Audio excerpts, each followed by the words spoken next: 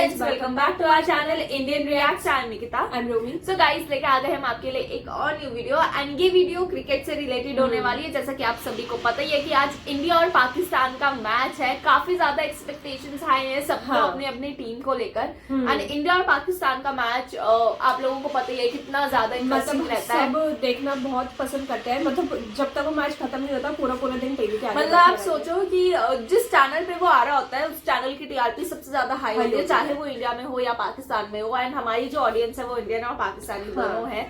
तो हम तो इंडिया को सपोर्ट करें क्योंकि हम इंडिया से है। आप लोग बताना आप किस कंट्री से हो एंड किसको सपोर्ट कर रहे हो।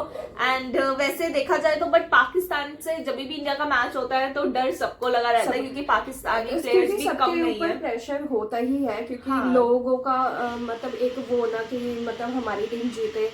मतलब काफी तरफ से चारों तरफ से प्रेशर होता ही है उनके, चाहे वो इंडियन टीम हो या पाकिस्तानी टीम हो। एंड पाकिस्तान की बॉलिंग जो है वो बहुत ज्यादा स्ट्रांग है। वो पहले से ही बहुत ज्यादा स्ट्रांग रही है, इसलिए सबको डर लगा रहता है कि कहीं कुछ ऐसा वो कमाल ना कर दे इस मैच में, खासकर कि जिससे कि मतलब इंडिया को मतलब बहुत दिक्कत आए जीतने में। बट वो तो अब मैच जब स्टार्ट होगा तभी पता चलेगा। एंड हमने इसी से रिलेटेड अपने दूसरे चैनल इंडियन फैमिली रिएक्शन उस पर भी वीडियो अपलोड किया है, आप उसे भी देखना है। एंड ये वीडियो देखते हैं कैसी होती है। इस पे पाकिस्तान की मतलब जो फर्स्ट मैच है वो हार गए थे, उसका कुछ एनालिसिस भी किया हुआ है। तो देखते हैं इस वीडियो में क्या बताया गया है। अगर आपको वीडियो पसंद आए तो लाइक शेयर कमेंट जरूर करना, चैनल को सब्सक्राइब करना।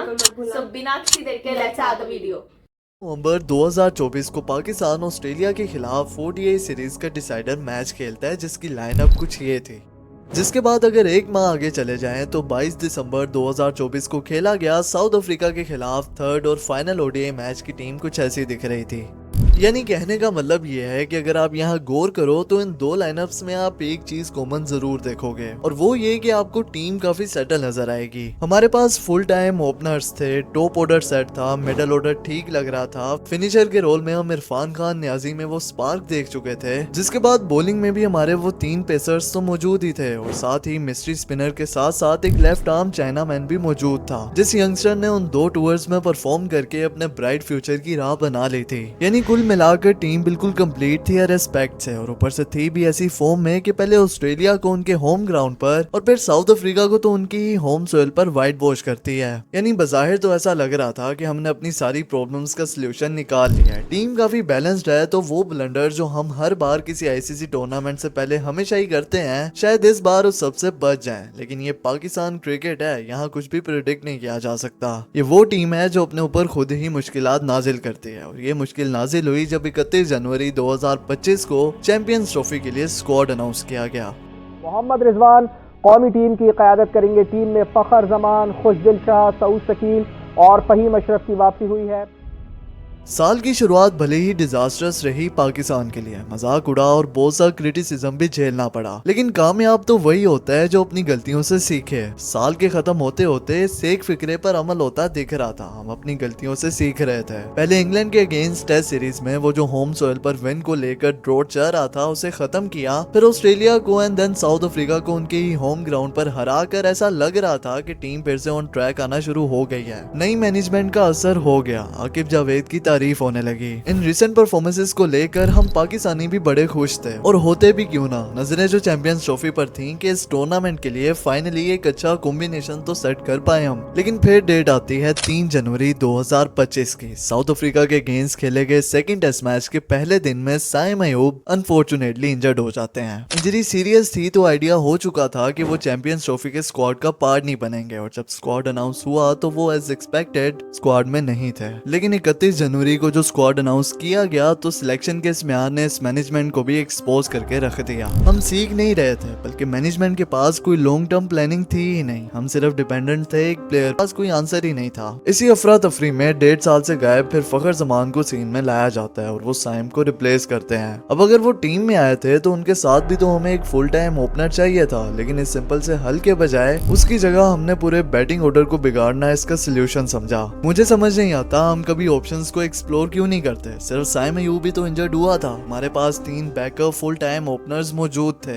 एक अगर उनमें इनफॉर्म था भी तो इमामुल हक और शान मसूद की ऑप्शन तो मौजूद थी ना। एक की वनडे में 50 के करीब एवरेज है और दूसरा लिस्ट ए में 50 की एवरेज के साथ खेलता है, लेकिन दोनों को ही कंसिडर नहीं किया गया। क्या हमारी स्ट्रेटजीज इतनी वीक हैं कि अगर कोई प्लेयर इंजर्ड हो भी जाता है तो हम उसे रिप्लेस ही नहीं कर सकते, या बुखलाहट में आकर हम पूरी टीम के कॉम्बिनेशन का ही सत्यानाश कर देंगे? एंड आई डोंट नो किस बेसिस पर सिलेक्शन हुई है, और मेरी तरह यकीनन हर पाकिस्तानी का भी यही सवाल होगा। बीपीएल के परफॉर्मर्स को टीम में लाया जा रहा है, आउट ऑफ पोजीशन प्लेयर से टीम भरी हुई है। वो स्पिनर जो पिछले दोनों टूर्स में आपको परफॉर्म करके देता है, उसे ये कहकर सिलेक्ट नहीं किया जाता कि इसमें इंटरनेशनल क्रिकेट खेलने वाला कॉन्फिडेंस ही नहीं है। ये कोई बायलैटरल सीरीज तो नहीं हो रही जिसमें आप जिसको बुलाना चाहें उसे आप बुला लोगे, बल्कि इन्हीं 15 प्लेयर्स के साथ आपने पूरा टूर्नामेंट खेलना होता है। अब जानते थे कि स्क्वाड में जो आपने एक लौता ओपनर सिलेक्ट किया है वो भी फुली फिट नहीं है, जिसके बावजूद भी किसी बैकअप ओपनर की ऑप्शन नहीं रखी गई, और साथ ना ही कोई प्रॉपर लोअर ऑर्डर का बैट्समैन है। और ये वही पोजीशंस हैं जिसमें बैटिंग में हम सबसे ज्यादा मार खा रहे हैं। एक्चुअली कोई हार्ड हिटर तो हम बना ही नहीं सके जो हमें मैच फिनिश करके दे सके। पूरे स्क्वाड में सिर्फ खुशदिल शाह एज अ फिनिशर खेल रहे हैं, जो 3 साल टीम से बाहर रहने के बाद अब बीपीएल की परफॉर्मेंस की वजह से टीम का हिस्सा है। और इस मैनेजमेंट के फेलियर का आलम देखें कि वो प्लेयर्स जो स्ट्राइक रोटेशन वाले बैट्समैन हैं उनसे ये फिनिशिंग का रोल करवा रहे हैं। I don't know why Tayyab Tahir is constantly playing at number 6। 2 साल पहले वो बंदा इमर्जिंग एशिया कप में इंडिया के खिलाफ सेंचुरी स्कोर करता है नंबर 4 पर खेलकर, but now they are trying to make him play as a finisher. वो आपको यहाँ नहीं परफॉर्म करके देगा, और इसी तरह फिर हम एक और टैलेंट को वेस्ट कर देंगे।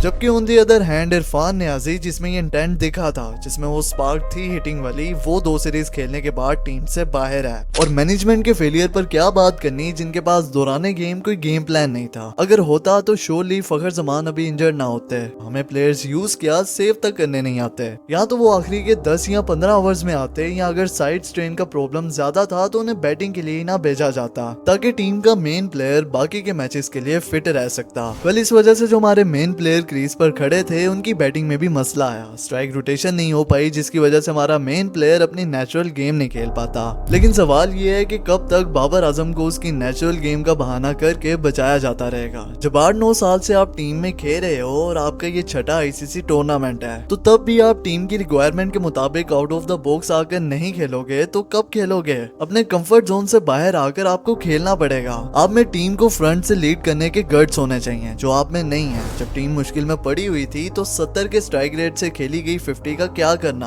अगर सलमान अली आगा उसी मुश्किल पिच पर आकर स्कोर चला सकता है तो हमारे सीनियर मोस्ट प्लेयर में वो इंटेंट क्यों नहीं है? वेल, मैच में जो गलतियां हुई अगर उन्हें डिस्कस किया जाए तो that's not a time now. I just want to keep this video an overview discussing current scenario of our team. और बॉलर्स की क्या बात की जाए, हमारे पिछले 3 साल से जो प्रीमियम फास्ट बॉलर्स हैं उन्हें ये फॉर्मेट खेलना ही नहीं आता। ऐसा नहीं है कि वो कोशिश नहीं कर रहे थे, they were all trying their best. Variations का इस्तेमाल हो रहा था, बॉल आगे भी जा रही थी, बॉल पीछे भी हो रही थी, लेकिन वो लेंथ को हिट नहीं कर रही थी। अगर लेंथ हिट भी करते थे तो बॉल डाउन द लेग जाती थी, जिसे सिर्फ फ्लिक किया जाता है और बॉल बाउंड्री लाइन के बाहर जाती है। T20s में तो वेरिएशंस के साथ 4 ओवर्स तो किसी तरह गुजार लिए जाते हैं, लेकिन ODIs में ऐसा नहीं होता। You have to continuously hit their length, you have to continuously trouble the batsman. लेकिन हमारे बॉलर्स को इसकी प्रैक्टिस ही नहीं है। अब ट्राई नेशन सीरीज के मैचेस देख लें या फिर चैंपियंस ट्रॉफी वाला मैच देख लें, बॉलर्स को नहीं पता था कि बॉल डालनी कहाँ है। इसी वजह से आखिरी 10 ओवर्स में आकर हमारे बॉलर्स के हाथ पांव फूल जाते हैं। हमें थोड़ी हर बार 120-20 रन पड़ते हैं आखिरी की 60 गेंदों पर। जब कोई बात होता है, उसे इतना एक्सपीरियंस होता है तो उसे खुद भी अवेयरनेस हो जाती है कि मैंने इस टाइम पर ये बॉल डालनी है। ये चीजें कैप्टन या कोई और आकर आपको नहीं बताता। You should be that mature at least. Batting तो आपकी खराब थी ही, लेकिन साथ ही बॉलिंग के उससे भी बुरे हालात हैं। बैटिंग तो आपको एक आध मैच जितवा देगी, बट बॉलिंग आपको टूर्नामेंट जितवा कर देती है। लास्ट 10 ओवर्स में जो हर मैच में बॉलर्स की पिटाई होती है और जो 40 से 50 रन एक्स्ट्रा जाते हैं, they are costing us a match. हम मिडिल के ओवर्स में ब्रेक थ्रू नहीं ले पाते, डेथ ओवर्स में रन्स को कंट्रोल नहीं कर सकते, तो इस सब के साथ how can we survive? Blunders करने में तो हम वैसे ही बहुत माहिर हैं, और आगे इंडिया के खिलाफ मच एंटिसिपेटेड मैच आ रहा है और टीम पहले ही मुश्किलात में घिरी है, जिस पर एक और इजाफा फखर की इंजरी ने कर दिया है। और ऐसा कब नहीं हुआ जब भी कोई आईसीसी टूर्नामेंट सर पर हो और हमने ब्लंडर्स ना किए हो, जिसका ही नतीजा है कि हम एक बार फिर उसी सिचुएशन में आ गए हैं कि टीम के लिए दुआएं कर लो, ये उससे हार जाएं, हम उनसे जीत जाएं। लेकिन हर बार ऐसा थोड़ी होता है। You have to fight for your pride. उस जीत में बड़ा फर्क होता है, जो डोमिनेट करके जीती जाती है। जब मंजिल पर पहुंचने के लिए आप किसी का सहारा दोबारा नहीं लेते। वेल पाकिस्तानी फैंस क्या जाने ये फीलिंग, हम तो 92 का वर्ल्ड कप भी ऐसे ही जीते थे। Well always hope for the best. और अभी पाकिस्तान के लिए टूर्नामेंट ओवर नहीं हुआ है। Once again we are in now or never moment. Pakistan now really needs to play a fearless cricket. New Zealand के खिलाफ तो बिल्कुल भी जीतने का इंटेंट नजर नहीं आया था, लेकिन अब खोने के लिए कुछ भी नहीं है। तो Pakistan should play aggressive cricket. If India और बांग्लादेश से हम जीत जाते हैं then we have strong chance of qualification. And as a die hard Pakistani cricket fan I hope ऐसा हो जाए। सो गाइस हमने पूरी वीडियो देख ली है। जैसा कि आपने देखा कि कैसे इस पे मतलब पाकिस्तानी क्रिकेट टीम की मतलब एक तरीके से एनालिसिस किया उन्होंने। हाँ। कि इस चैंपियंस ट्रॉफी में जैसी टीम होनी चाहिए थी वैसी टीम इन्होंने नहीं बनाई है, मतलब सिलेक्ट नहीं किया है।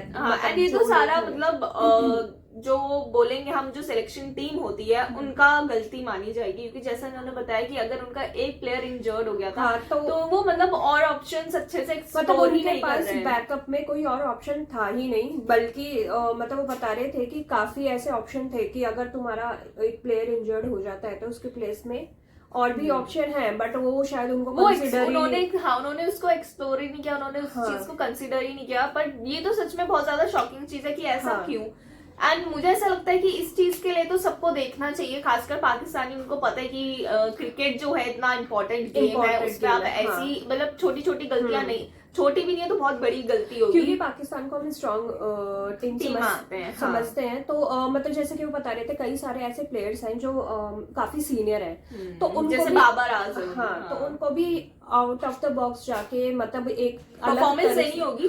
जैसे बाबर आजम का उन्होंने बताया कि कैसे वो मतलब नहीं चल रहे, वो फॉर्म में नहीं आ पा रहे हैं, मतलब वो अपना गेम मतलब अग्रेसिवली नहीं खेल रहे, बट एक जो उनका वे है खेलने का शायद वो उसी तरीके से खेलते हैं, बट उनको भी थोड़ी स्ट्रेटेजीज वगैरह चेंज करनी पड़ेगी। क्योंकि अब ऐसे इंपॉर्टेंट मैचेस में जैसा कि आपने देखा भी न्यूजीलैंड के साथ जो हुआ था, वो इसमें मतलब ऐसा लग रहा था कि वो खेलना ही नहीं चाह रहे, वो मतलब फाइट ही नहीं दे पा रहे थे। एंड अब वो सारा जो है चीज उसी पे जाती है कि सिलेक्शन जो कमेटी थी, सिलेक्शन कमेटी, उन्होंने ढंग से ऐसे प्लेयर ही नहीं एक्सप्लोर करे और प्रॉपर फॉर्म में हो। और उन्होंने शायद अपना पूरा बैटिंग ऑर्डर ही मतलब खराब कर दिया। मतलब उन्होंने एक के उस पे पूरा मतलब उन्होंने ऊपर नीचे कर दिया, तो ये तो सच में बहुत ज्यादा शॉकिंग है। और जैसे बॉलिंग का भी उन्होंने बताया, तो हम तो ये समझते हैं कि उनकी बॉलिंग काफी स्ट्रॉन्ग है, बट शायद काफी टाइम से बॉलिंग भी मतलब इतना वो नहीं कर पा रहे उस तरीके से, क्योंकि मतलब किस ओवर में कैसे कैसे मतलब एक स्ट्रेटेजी होती है कि वो मतलब तरीके से नहीं कर रहे हैं। दूसरी तरफ देखा जाए तो इंडिया में अगर हम अपने क्रिकेट की बात करें तो हमारे पास मतलब देखा जाए स्टैंड बाय में जो प्लेयर्स रहते हैं वो अच्छे रहते हैं। मतलब वो मतलब कई लोग तो ऐसे होते हैं जो सिलेक्ट भी नहीं हो पाते, मतलब इतने ऑप्शन क्योंकि इतने सारे ऑप्शन होते हैं कि वो अच्छे प्लेयर हमें लगता है वो सेलेक्ट ही नहीं हो पाए, क्योंकि सारे अच्छे होते हैं तो वो अब किस किस को सेलेक्ट करे। बट ऐसे ही हमें लगता है कि पाकिस्तान को भी मतलब अब सोचना चाहिए, टाइम आ गया है कि मतलब उन्हें भी अपनी क्रिकेट अब स्ट्रॉन्ग करनी चाहिए, क्योंकि कुछ टाइम से हम देख रहे हैं कि मतलब वो क्रेज नहीं रह गया है। मतलब जो पहले टीम में रहता था, जब इमरान खान होते थे, शोएब अख्तर होते थे, उस टाइम पे पाकिस्तान क्रिकेट टीम कुछ अलग थी। एंड अब वैसी चीज हमें मतलब उतना नहीं देखने मिलता है, एग्रेसिवली जो वो क्रिकेट खेलते थे। तो गाइज अब ये तो आप लोग ही हमें बता पाओगे, हम तो मतलब नहीं है, मतलब हमने इतना फॉलो नहीं करते क्रिकेट को, पाकिस्तानी क्रिकेट को। बट आप लोग बताना क्या ये जो टीम है पाकिस्तान की अच्छी है या नहीं है, इसमें और कौन होना चाहिए था और कौन नहीं होना चाहिए था, प्लेस पे किसको होना चाहिए था, जो आप लोग हमें बताना। सो अब मिलेंगे अपने नेक्स्ट, देखते हैं कौन जीतेगा वैसे आज का गेम। आप हमें कमेंट करके बताना आपकी फेवरेट टीम कौन सी है। एंड अगर आपको ये वाली वीडियो पसंद आए तो लाइक शेयर कमेंट जरूर करना, चैनल को सब्सक्राइब करना बिल्कुल मत भूलना। मिलेंगे अपने नेक्स्ट वीडियो में, तब तक के लिए बाय।